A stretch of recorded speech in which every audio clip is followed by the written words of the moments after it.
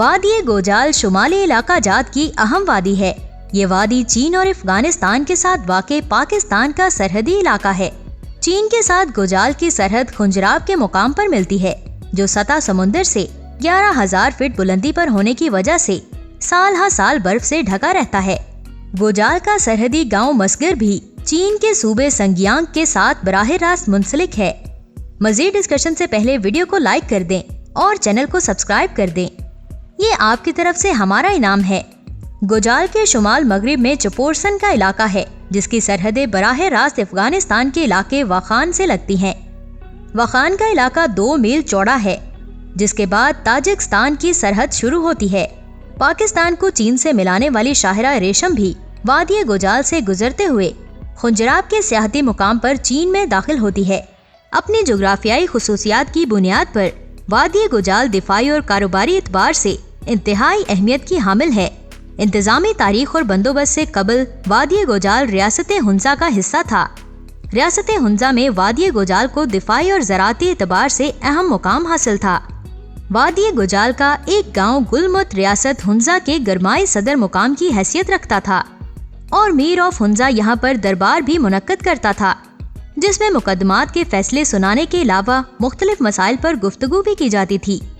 میر of Hunza کے دربار میں علاقائی رقص و موسیقی کا بندوبست بھی کیا جاتا تھا، جبکہ محل کے سامنے موجود مخصوص مستطیل میدان میں علاقے کا مشہور کھیل پولو بھی کھیلا جاتا تھا۔ پسو وادی گوجال کا ایک مشہور سیاحتی مقام ہے۔ پاکستان کی دوسری طویل ترین گلیشیئر بٹوارہ گلیشیئر پسو میں واقع ہے۔ اس گلیشیئر کی لمبائی 56 کلومیٹر ہے اور سیاچن کے بعد اسے پاکستان کا سب سے بڑا گلیشیئر مانا جاتا ہے۔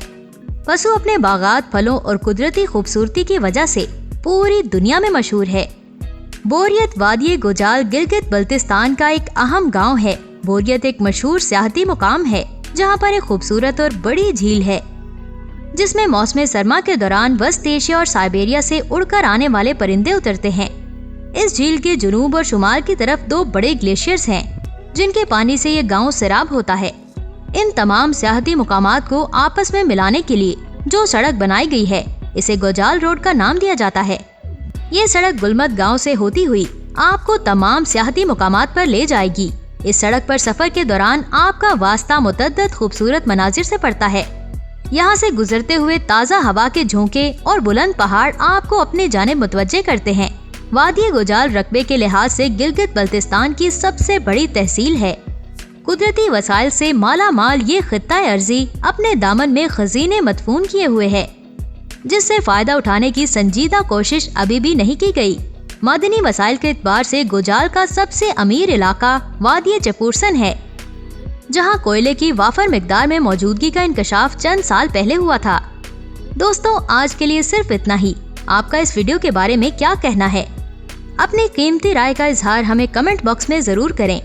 مزید ایسی ویڈیوز کو دیکھنے کے لیے ہمارے YouTube چینل کو سبسکرائب کر دیں۔ اب مجھے دیں اجازت۔ اللہ حافظ۔